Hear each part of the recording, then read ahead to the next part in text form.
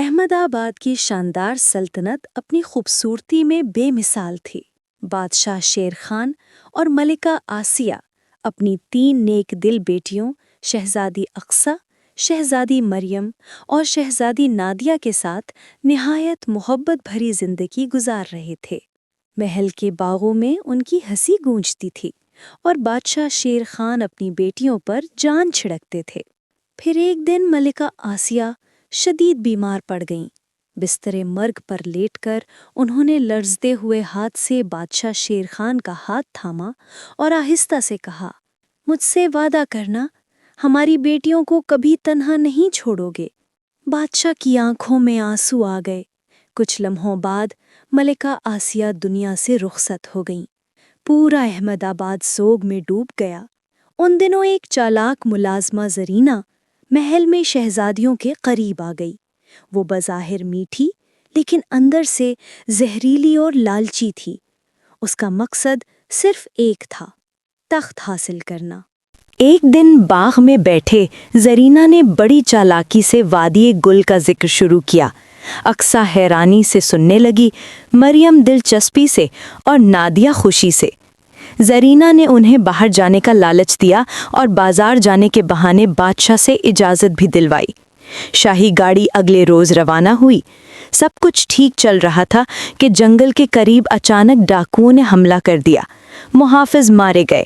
زرینہ نے خوف کا ڈرامہ کرتے ہوئے شہزادیوں کو ایک ویران کنویں تک لے جا کر دھکا دے دیا۔ نیچے گرتی ہوئی اقصیٰ، مریم اور نادیہ کی چیخیں جنگل میں گونجتی رہیں۔ کنویں میں تینوں بہنیں کئی دنوں تک تھوڑے پانی اور ایک چھوٹی مچھلی کے سہارے زندہ رہیں۔ امید دم توڑ رہی تھی، مگر ایک دن ایک تاجر وہاں پانی بھرنے آیا۔ اقصیٰ نے ہمت سے بالٹی پکڑی اور اوپر آ گئی، مگر تاجر کی آنکھوں میں لالچ دیکھ کر سمجھی کہ وہ بھی خطرہ ہے۔ وہ اس کے ہاتھ سے چھوٹ کر جنگل میں بھاگ گئی۔ اقصیٰ کے کپڑے پھٹے ہوئے، پاؤں زخمی اور آنکھوں میں خوف تھا۔ وہ نڈھال ہو کر جنگل میں گرتی پڑتی بھاگ رہی تھی جب اچانک شہزادہ حیدر سے جا ٹکرائی۔ حیدر نے تاجر کو للکارا۔ تاجر ڈر کر بھاگ گیا۔ حیدر اقصیٰ کو لے کر گلستان نور پہنچا۔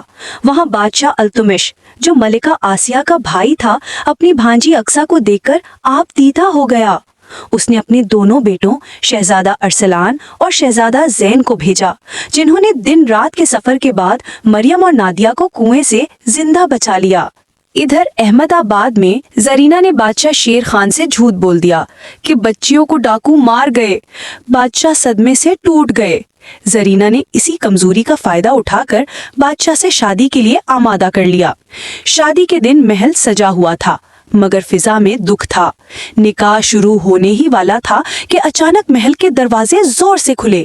اقصیٰ، مریم اور نادیہ شہزادہ حیدر، ارسلان اور زین کے ساتھ اندر داخل ہوئیں۔ مریم نے آگے بڑھ کر زرینہ کو زوردار تھپڑ مارا۔ اقصیٰ نے پوری کہانی سنا دی۔ بادشاہ شیر خان غصے سے لرز اٹھے۔ زرینہ کو فوراً گرفتار کرو۔ سپاہیوں نے اسے گھسیٹ کر قید خانے میں ڈال دیا۔ آخرکار احمد آباد میں خوشیاں لوٹ آئیں۔ بادشاہ اپنی بیٹیوں کو سینے سے لگائے لوتے رہے۔ تھوڑی ہی مدت بعد اقصیٰ کی شادی شہزادہ حیدر سے، مریم کی ارسلان سے اور نادیہ کی زین سے ہو گئی۔ یوں احمد آباد اور گلستان نور ہمیشہ کے لیے ایک مضبوط رشتے میں بندھ گئے۔